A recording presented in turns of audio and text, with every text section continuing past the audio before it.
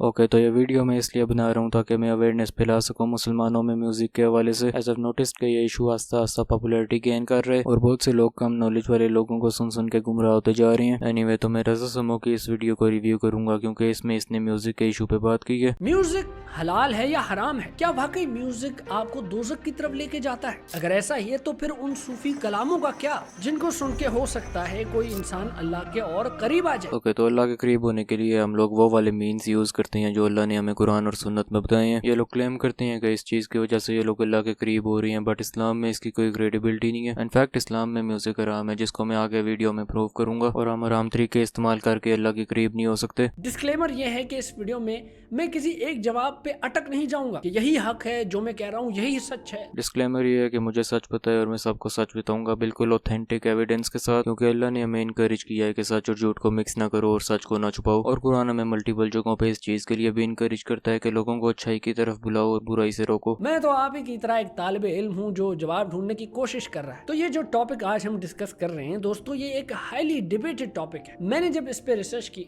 तो मुझे मुख्तलिफ व्यू पॉइंट्स मिले, जिनको मेनली 3 कैटेगरीज में तोड़ा जा सकता है। पहला व्यू पॉइंट ये कहता है कि म्यूजिक की कोई जगह ही नहीं है, म्यूजिक बिल्कुल हराम है, इट इज फॉरबिडन, पर्टिकुलरली जो हम्बली और सलाफी स्कूल से। Okay, so there is no Salafi school of thought. 4 main फिक के स्कूल्स हैं, हनफी, मालिकी, शाफी और हम्बली। तो इसने सलफी क्यों बोला है? आई डोंट नो इसने सलफी क्यों बोला है ऑनेस्टली, बट सलफी का मतलब होता है जो सलफ को फॉलो करता है। और सलफ बेसिकली इस्लाम की 3 गोल्डन जनरेशंस को बोलती हैं। पहली जनरेशन सहाबा की, दूसरे उनके बाद आने वाले ताबीन, और तीसरी जनरेशन उनके बाद आने वाली तबा ताबीन। नाउ यू माइट थिंक के लोग इनको फॉलो क्यों करते हैं? वो इसलिए क्योंकि आप सल्लल्लाहु अलैहि वसल्लम ने हदीस में फरमाया है कि बेस्ट जनरेशन सहाबा की, या उसके बाद ताबीन की, उसके बाद तबा ताबीन। तो लोग बेस्ट बनने के लिए बेस्ट को फॉलो करते हैं। और बाय द वे जो 4 स्कूल्स मैंने बताए हैं उन लोगों ने भी ऑफ कोर्स सलफ से इस्लाम सीखा है, बट हमें अपने आप को सिर्फ मुसलमान कह के रेफर करना चाहिए, क्योंकि अल्लाह ने हमें कुरान में बोला है कि अपने आप को मुसलमान बुलाओ, और अल्लाह ने हमारा नाम मुसलमान रखा है। वो स्कॉलर्स तो इसको हराम ही समझते हैं, कुछ हनफी स्कूल के स्कॉलर्स भी इसको फॉरबिडन,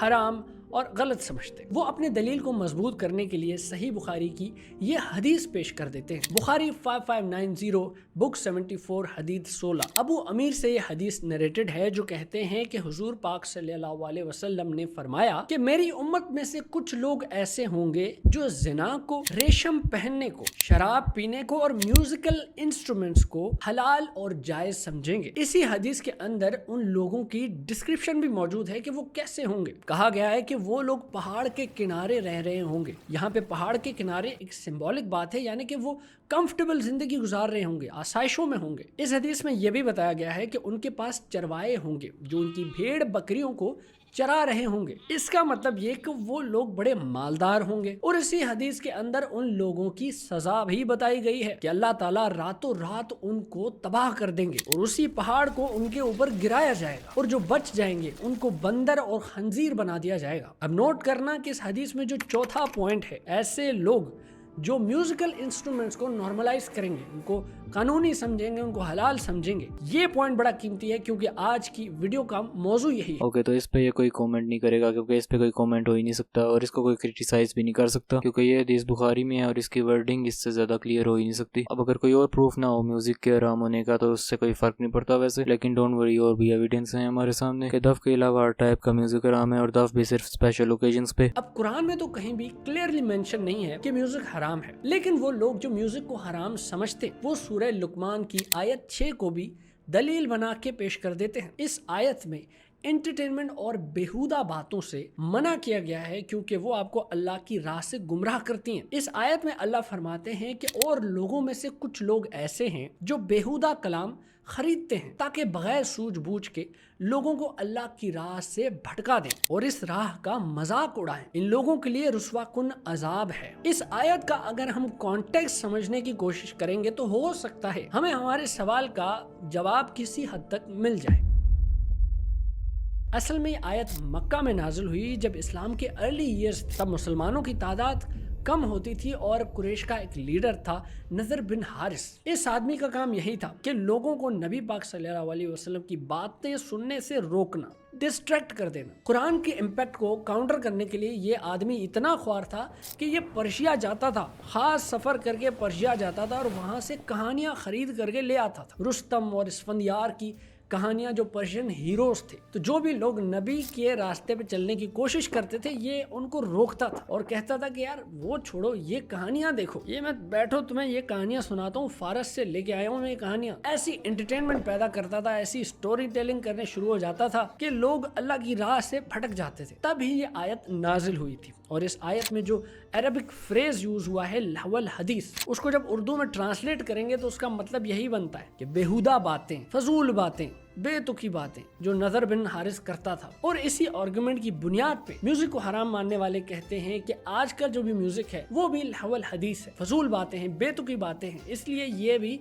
तो कुछ रिपोर्ट्स के मुताबिक नज़र इब्ने हारिस गाना गाने वाली लड़कियों को भी बाय करता था। लेकिन उससे भी इम्पोर्टेंट बात यह है कि हम लोग किससे इस्लाम सीखते हैं। आप सल्लल्लाहु अलैहि वसल्लम के बाद जो उनके कंपेनियंस मतलब साहबा हैं उनसे, एज मैंने मेंशन किया था पहले वीडियो में कि बेस्ट जनरेशन साहबा की जनरेशन है। तो आप सल्लल्लाहु अलैहि वसल्लम के कंपेनियन थे जिनका नाम था अब्दुल्ला इब्ने मसूद, और इनके बारे में आप सल्लल्लाहु अलैहि वसल्लम ने बोला है कि इनसे कुरान सीखो, मतलब कुरान की इंटरप्रिटेशन सीखो। बल्कि सुअट के अब्दुल्ला इब्ने मसूद ने इसके बारे में क्या बोला है, उन्होंने अल्लाह की कसम खा के बोला है कि ये म्यूजिक के बारे में है। तो यहाँ तक मेरा बताना काफी है, लेकिन हम लोग एक और कंपेनियन की तरफ चलते हैं, अब्दुल्ला इब्ने अब्बास। और इनके लिए आप सल्लल्लाहु अलैहि वसल्लम ने खुद दुआ की थी कि अल्लाह इनको दीन की समझ अता फरमाए। तो अगर ये इस आयत के बारे में कुछ बोलेंगे तो ऑफ कोर्स समझ से ही बोलेंगे, और उन्होंने भी बोला है कि ये वर्स म्यूजिक के बारे में है। और अब्दुल्ला इब्ने उमर ने सेम चीज बोली है। इन एविडेंस से हम लोगों को क्लियर पता चल गया है कि ये वर्स म्यूजिक के बारे में है, और साहबा ने ये चीज 1400 साल पहले बोली है। तो इसका ये मतलब हो ही नहीं सकता कि न्यू म्यूजिक हराम है और पुराने वाला ठीक था। ऑल्सो इसने बोला है कि अगर हम लहवल हदीस को उर्दू में ट्रांसलेट करें तो वो बेहुदा बातें बनता है, और इंग्लिश में अगर करें तो वो आइडल टॉक बनता है, जो इसने सही बोला है। लेकिन जो मेन तरीका है कुरान के अल्फाज समझने का वो ये है कि हम लोग प्रॉफिट से या साहबा से इसके बारे में जाने, यानी वो किस लिहाज से इस्तेमाल हो रहे हैं। फॉर एग्जाम्पल कुरान में अल्लाह ने बहुत बार समा का लफ्ज इस्तेमाल किया है, और अगर हम डायरेक्ट इसको उर्दू में ट्रांसलेट करें तो इसका मतलब आसमान बनता है, लेकिन कुरान में ये सिर्फ आसमान को रेफर करने के लिए इस्तेमाल नहीं हुआ। फॉर एग्जाम्पल इस वर्स में ये यूनिवर्स के लिए इस्तेमाल हुआ है। और हो सकता है कि वो ऐसा म्यूजिक सुनने में गुम हो जाए और नमाज का टाइम निकल जाए। तो इसी लॉजिक की बुनियाद पे म्यूजिक को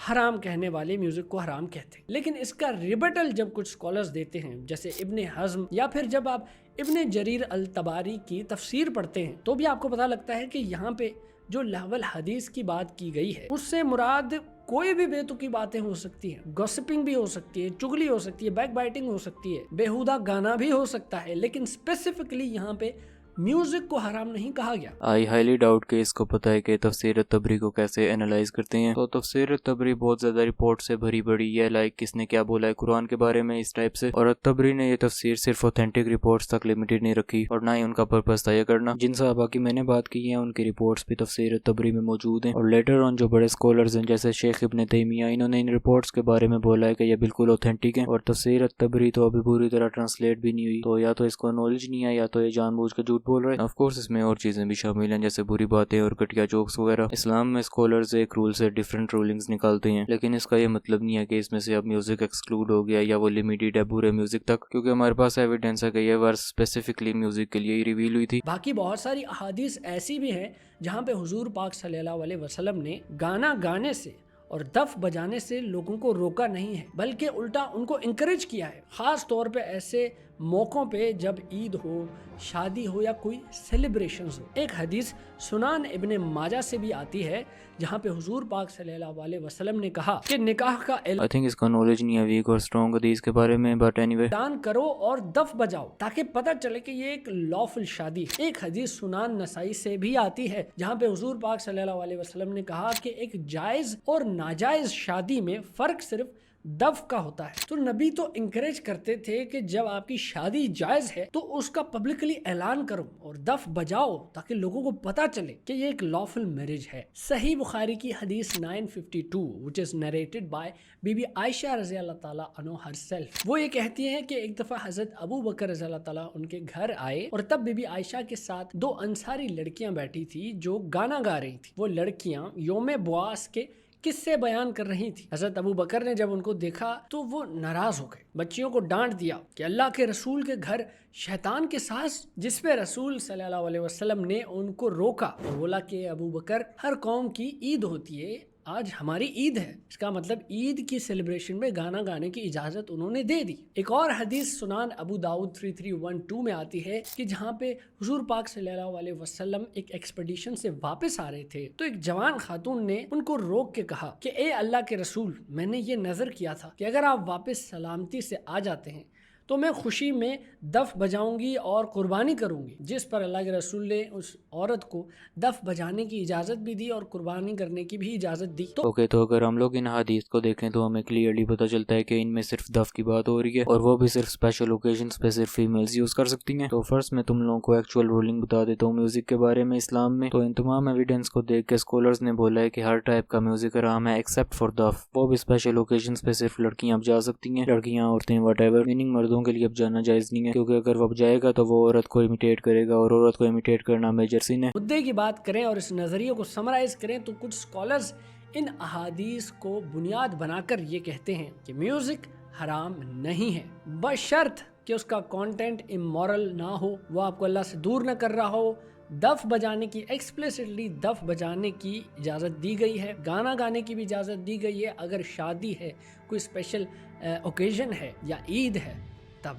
सारे एविडेंस सामने हैं और बिल्कुल क्लियर रूलिंग है ये। और इस बंदे के मुताबिक ये सारे एविडेंस देखने के बाद स्कॉलर्स ने बोला है कि म्यूजिक हलाल है अगर उसमें कोई बेहुदा बात नहीं है तो, या वो आपको अल्लाह से दूर ना कर रहा हो तो। नाउ आई डोंट नो कि ये सिर्फ दफ की बात कर रहा है या सारे म्यूजिक की बात कर रहा है। अगर ये हर टाइप के म्यूजिक की बात कर रहा है तो ये बिल्कुल गलत रूलिंग है, और अगर इसने सिर्फ दफ की बात की है तो यस ये ठीक ही बता रहे हैं। एक्सेप्ट सिर्फ मालिकी और शाफी स्कूल के स्कॉलर्स ये नहीं बोलते, और भी स्कॉलर्स हैं, मतलब हम अज्यूम करते हैं कि दफ की बात कर रहे हैं और आगे बढ़ते हैं। तीसरा पॉइंट ऑफ व्यू कहता है कि म्यूजिक हलाल है इंक्लूडिंग ऑल इंस्ट्रूमेंट्स, उसमें कोई सिर्फ दफ की इजाजत है, इस आई थिंक ये दफ की बात कर रहा था, तरह की कोई बात नहीं है। अब जो स्कॉलर्स इस पॉइंट ऑफ व्यू को सपोर्ट करते हैं उनका ज्यादातर ताल्लुक तसव्वुफ से होता है, यानी वो सूफी स्कॉलर्स होते हैं। उनका कहना ये है कि अगर म्यूजिक आपको अल्लाह से दूर नहीं कर रहा तो फिर साज कोई भी बज रहा हो उससे इशू नहीं है। इनकी अप्रोच जो है म्यूजिक को लेके वो स्पिरिचुअल है। इस नजरिए को सपोर्ट और एडवोकेट करने वाले जो स्कॉलर्स थे उनमें सबसे बड़ा नाम आता है इमाम अल गजाली का। इनका ताल्लुक शाफी स्कूल से था और उन्होंने एक किताब भी लिखी, इलिया उलूम अल दीन, इहिया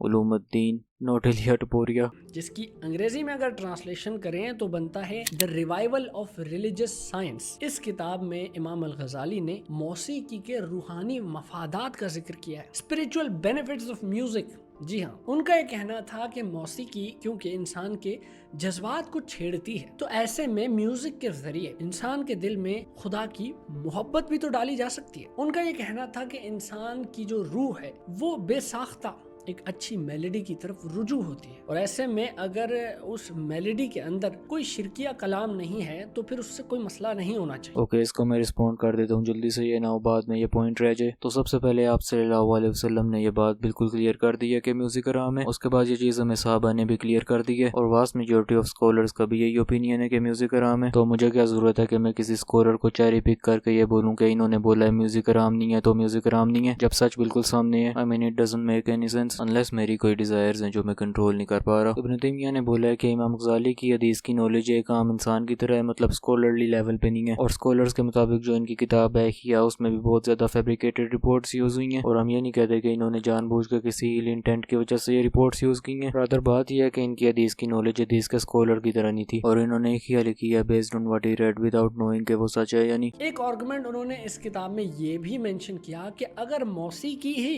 एक इंसान को खुदा के करीब लेके जाए तो फिर मौसीकी हराम कैसे होगी। अब इसके एग्जाम्पल में बहुत सारा सूफी म्यूजिक आ सकता है, कवाली आ सकती है, नौशीद आ सकती है, मनकबत आ सकती है, ताजदार हरम, तू कुजा मन कुजा, ये इस तरह की मौसीकी है जिसकी वजह से एक स्पिरिचुअल एक्सटेसी आप पे तारी हो सकती है। ओके, तो इसने मल्टीपल चीजें बोली हैं एक साथ जो सारी की सारी प्रॉब्लमेटिक हैं, तो मैं इनको एक एक करके एड्रेस करता हूँ। तो पहले इसने बोला है कि अगर एक चीज हमें अल्लाह के करीब वाओ मुर्गे तो पहले इसने बोला है कि अगर एक चीज़ हमें अल्लाह के करीब ले जाए तो वो हराम कैसे हो सकती है। इसका जवाब ये है क्योंकि अल्लाह और उसके रसूल ने बोला है कि वो हराम है, सिंपल। और जब अल्लाह और उसके रसूल ने बोल दिया है कि वो हराम है तो वो तुम्हें अल्लाह के करीब नहीं लेके जा सकती। अल्लाह ने कुरान में फरमाया जब अल्लाह और उसके रसूल किसी चीज़ के बारे में फैसला कर लेते हैं तो एक मोमिन मर्द और औरत के लिए उस मामले में कोई चॉइस नहीं है, मतलब कोई फ्रीडम नहीं है, जो मर्जी चाहे वो करे। एक बंदा वीड स्मोक करके ये बोल सकता है कि मैं अल्लाह के करीब हो रहा हूँ, मैं दूसरी दुनिया में चला जाता हूँ और मुझे वहाँ पे अल्लाह दिखता है, तो वीड हराम कैसे हो सकती है। लेकिन हमें पता है कि वो डिलूजनल है और वो अल्लाह के नहीं शैतान के करीब हो रहे हैं, क्योंकि अल्लाह ने नशे से क्लियरली मना किया है और वो नशा कर रहे हैं। इंसान अल्लाह को डिसप्लीज करने वाला काम करके अल्लाह को प्लीज नहीं कर सकता। इनफैक्ट इससे मिलता जुलता काम काफिर करते थे। बहुत से लोगों को ये नहीं पता कि जो कुरैश के कुफार थे वो अल्लाह में यकीन रखते थे, लेकिन वो बुतों को भी पूछते थे, जिससे अल्लाह ने क्लियरली रोका है। और वो कहते थे हम इन्हें इसलिए पूछती हैं ताकि हम अल्लाह के करीब हो जाएं। नाउ डू यू थिंक वो अल्लाह के करीब थे? ऑफ कोर्स नहीं थे।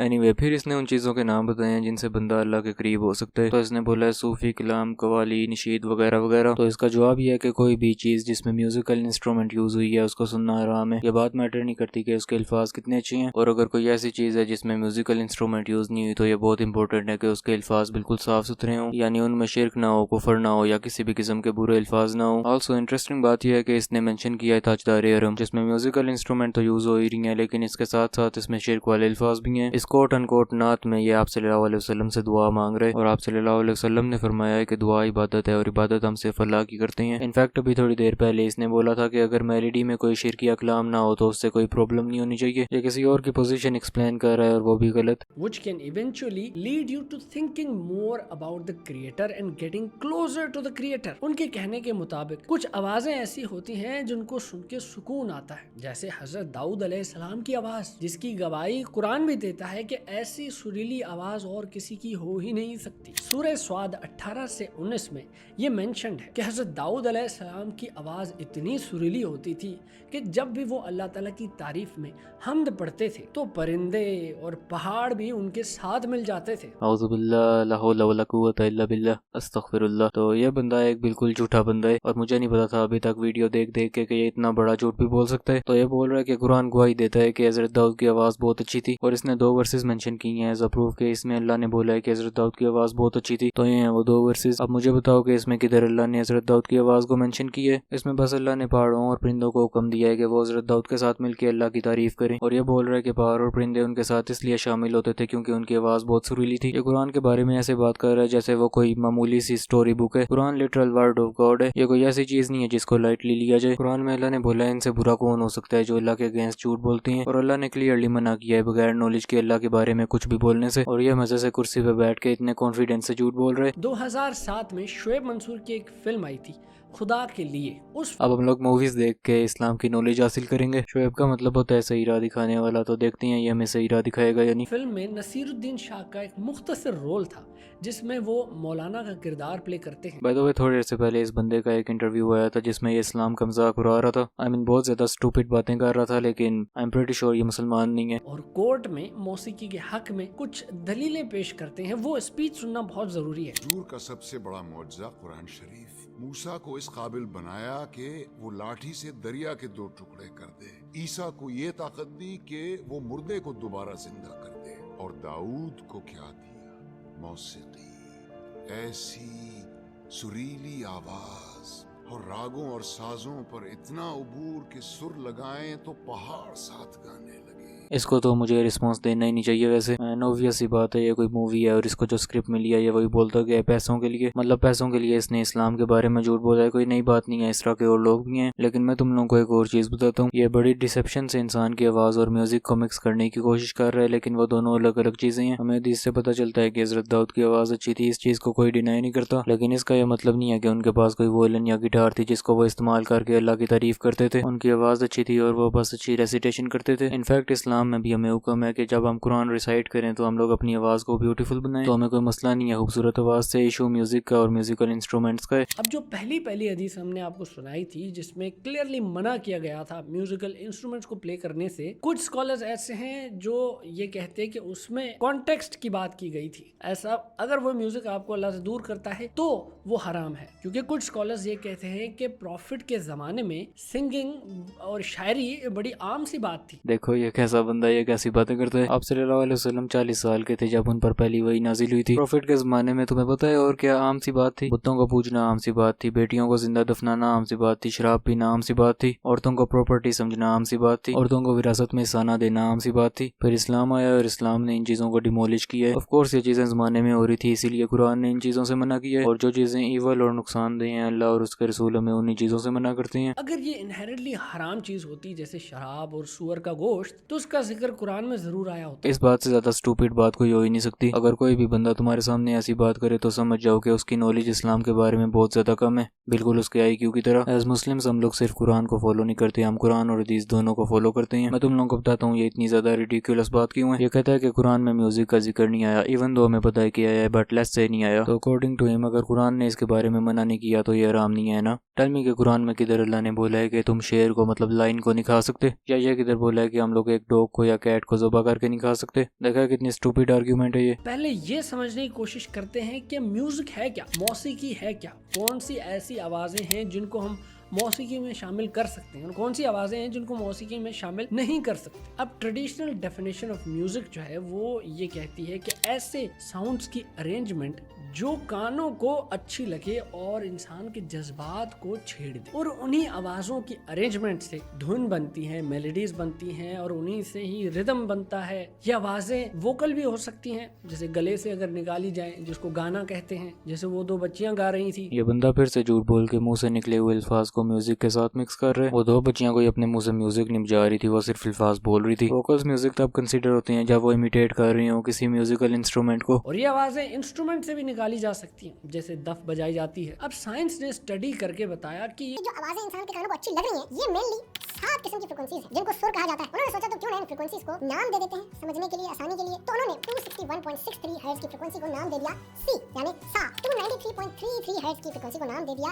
डी यानी रे, और इसी तरह सातों सुरों को उन्होंने नाम दे दिया सा रे गा मा पा धा नी सब। अंग्रेजी में कहें तो C D E F G A B. अब आप सोच रहे हैं अचानक से म्यूजिक क्लास कहाँ से शुरू कर दी भाई इस बंदे ने? रुको जरा, सब्र करो। मैं कहना ये चाह रहा हूँ कि क्योंकि ये फ्रीक्वेंसीज हैं और ये नेचर में मौजूद हैं, तो कुदरत भी इन फ्रीक्वेंसीज से म्यूजिक बजाती रहती है। जैसे कोयल का कूकू करना कानों को बड़ा अच्छा लगता है, बड़ा सुकून मिलता है जब कोई कोयल कूकू कर रही हो तो। क्यों? क्योंकि उसकी फ्रीक्वेंसी भी म्यूजिकल नोट्स सी शार्प या जी शार्प से मिलती है। कोयल हमेशा 900 हर्ट्ज से लेके 2000 हर्ट्ज की फ्रीक्वेंसी के बीच में ही गाती है, जो कि पियानो का मिडिल ऑक्टेव बनता है। बल्कि ईस्टर्न क्लासिकल म्यूजिक में तो कोयल के गाने को आप राग भोपाली या राग यमन से कंपेयर भी कर सकते हैं, क्योंकि उनमें भी जो प्रोमिनेंट सुर होते हैं वो सा पा होते हैं, वही सुर जो कोयल जिनमें गाती है। छोड़े कोयल को, आ जाते हैं बारिश पे। जब बारिश की बूंदें ग्राउंड पे टच करती हैं या पत्तों पे टच करती हैं या पानी में पड़ जाती हैं तो कितना सुकून महसूस होता है। वो आवाज सुन के कितना अच्छा लगता है, ऐसा लगता है जैसे नेचर म्यूजिक बजा रही है। असल में बारिश की बूंदें भी जब गिरती हैं तो टाइनी वाइब्रेशंस ही क्रिएट होती हैं, और उन वाइब्रेशंस को भी जब मेजर किया गया तो वो भी म्यूजिकल नोट्स ही निकलते हैं। जैसे बारिश मध्यम सी है, लाइट रेन है, तो C5, D5, E5 के नोट्स बजते हैं। मॉडरेट किस्म की बारिश है तो G3 से C4 बजता है, और बारिश अगर हैवी है तो लोअर नोट्स C2, D2 के नोट्स बजते हैं। और ये मिसालें कोई एक दो नहीं है दोस्तों। जैसे हवा जब दरख्तों के बीच से गुजरती है या नैरो स्पेसेस से गुजरती है तो एक विस्लिंग साउंड क्रिएट करती है, ऐसा लगता है जैसे कोई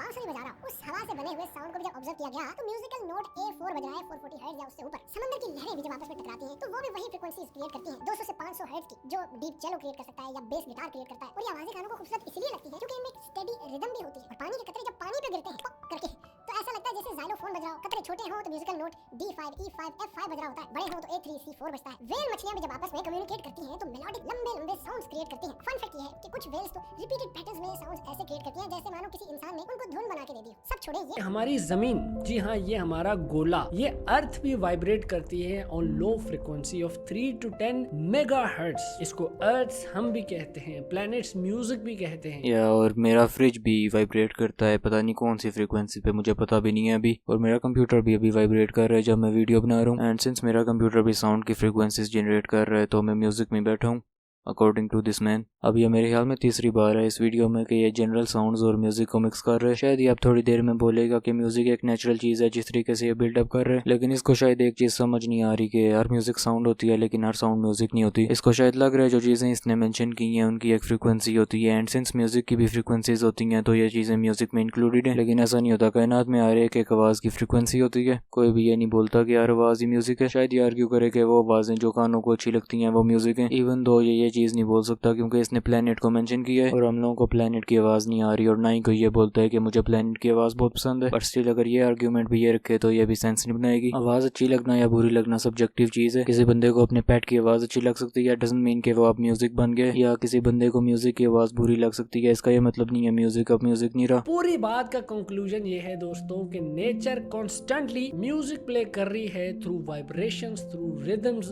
थ्रू हार्मनीज। साइंटिस्ट ने ये डिस्कवर किया है कि जो नेचर ये साउंड्स निकाल रही है उनमें पैटर्न्स हैं, उनमें हार्मनीज हैं, तो बाय डेफिनेशन वो साउंड म्यूजिक में फॉल करते हैं। तो भाई लोग जब ये सारी आवाजें भी म्यूजिक में फॉल करें तो आ जाओ जरा वो सवाल फिर से कर लेते हैं अपने आप से, क्या म्यूजिक हलाल है या हराम है? क्योंकि नेचर तो खुद भी म्यूजिक बजा रही है। या ऑफ कोर्स यही बात है। सिंस इसका कंट्रोल नहीं है अपनी डिजायर्स पे, तो ये अपने कामों को जस्टिफाई करने की कोशिश कर रहा है। मोस्ट लाइकली ऐसा ही हो रहा है। मैं तुम लोगों को एक बात बताता हूँ, इस्लाम में ये बहुत ज्यादा इंपॉर्टेंट है कि एक बंदा अपने गुनाह को गुनाह समझे। फॉर एग्जाम्पल कुरान में अल्लाह ने ऐसे लोगों को मेंशन किया है जिन्होंने अपनी गलती मानी है, उन्होंने अच्छे काम भी किए हैं और बुरे भी, और अल्लाह ने फरमाया है अल्लाह उन्हें माफ करे। और ये बहुत इंपॉर्टेंट चीज है। अगर एक बंदा अपने गुनाह को गुनाह नहीं मानेगा तो वो माफी किस चीज की मांगेगा? जस्ट लाइक दूसरे लोग जो अल्लाह ने मेंशन किए हैं कि जब इनको बोला जाता है कि अल्लाह से डरो तो वो एरोगेंट हो जाते हैं, और अल्लाह ने फरमाया जहन्नम इनके लिए काफी है। तो एक बंदा जो गुनाह करके उसको गुनाह समझता है और अपनी गलती मानता है, और दूसरा बंदा जो गुनाह करके गुनाह नहीं समझता, वो दोनों इक्वल नहीं है। पहले वाला बंदा बहुत बेहतर है दूसरे वाले से, लेकिन इसका यह मतलब नहीं है कि गुनाह समझ के बंदा गुनाह करता ही जाए कि मैंने तो अपनी गलती मानी है, मैं किसी भी खसारे में नहीं हूँ। हम लोगों को हमेशा स्ट्राइव करना चाहिए बेहतर होने के लिए, और अल्लाह के लिए अपनी डिजायर्स को सेक्रीफाइस करना चाहिए। जब भी इंसान कोई गुनाह छोड़ना चाहता है तो शैतान उसके पास आता है उसको ट्रैप करने के लिए, और कहता है इसको अभी ना छोड़ो, इसको थोड़ी देर से बाद छोड़ देना जब तुमने एक परफेक्ट मुस्लिम बनना होगा। मीनिंग इंसान के अच्छे काम को डिले करने की कोशिश करता है, और बहुत से लोग इस चीज पे यकीन भी कर लेते हैं। उन्हें लगता है कि एक दिन वो उठेंगे और सब कुछ चेंज हुआ होगा, वो यूं झट से अपनी जिंदगी से सारी नेगेटिविटी, सारी बुराइयां, सारे बुरे लोग निकाल देंगे, और उसी दिन से वो लोग नमाज और हर किस्म की इबादत करना शुरू हो जाएंगे। लेकिन ऐसे नहीं होता। अगर तुम पहली सीढ़ी पे कदम नहीं रखोगे तो आखिरी सीढ़ी पे कैसे पहुंचोगे? अल्लाह ने कुरान में फरमाया शैतान सिर्फ झूठा वादा करता है। और अगर म्यूजिक में कोई बेहतरी होती तो इस्लाम में ये आराम ना होता। म्यूजिक की वजह से इंसान में डिप्रेशन, सैडनेस, एंग्जाइटी और सबसे बड़ी चीज एरोगेंस आ जाती है। इंसान अपने आप को ऊपर समझना शुरू हो जाता है और अल्लाह से ग्रेटफुल होना बंद कर देता है। समटाइम्स इंसान म्यूजिक से इन्फ्लुएंस होकर कुछ ऐसे अल्फाज बोल देता है जो उसको नहीं बोलने चाहिए, या कुछ ऐसे एक्शंस कर देता है जो उसको नहीं करने चाहिए। लेकिन बात यह है कि तुम म्यूजिक सुनो या ना सुनो, ऑब्वियसली मेरी जिंदगी पे कोई इंपैक्ट नहीं पड़ना। मैं सिर्फ इधर सच बताने आया था, एंड आई बिलीव मैंने बता दिया है। बट एक चीज है जो मैं हाईली सजेस्ट करूंगा, जस्ट बिकॉज अगर एक बंदा कोई गुनाह का काम करता है डजंट मीन कि उसको अब अच्छे काम नहीं करने चाहिए। अल्लाह ने कुरान में फरमाया है कि अच्छी डीड्स जो होती हैं वो बुरी डीड्स को इरेज करती हैं, मतलब नेकियां गुनाहों को इरेज करती हैं। और एक सेइंग भी है, 2 wrongs don't make a right। तो अपनी नमाज वगैरह टाइम पे पढ़ा करो, कुरान पढ़ा करो, कोई भी कुरान का ऐप डाउनलोड कर लो और फ्री टाइम में कुरान पढ़ा करो। बेशक एक दिन में सिर्फ 5 आयतें भी पढ़ो, लेकिन डेली पढ़ो। फॉर एग्जाम्पल ये ऐप है अज़ान, जिसमें पूरा कुरान है ट्रांसलेशन के साथ। आई थिंक ये अच्छा और ऑथेंटिक ऐप है, एक्सेप्ट आई डोंट नो कि नमाज का टाइम बिल्कुल परफेक्ट होता है इस पे या नहीं। आल्सो मैं मेंशन करना भूल गया हूँ कि इस्लाम में आवाज आना और सुनना में फ़र्क है। मीनिंग अगर तुम किसी पब्लिक जगह पे और वहाँ पे कोई म्यूजिक वगैरह लगाए और उसकी आवाज़ तुम्हारे कानों में आ रही है तो तुम गुनाहगार नहीं होगे, अनलेस तुम उसको खुद से गौर करके सुनोगे और इंजॉय वगैरह नहीं करोगे तब।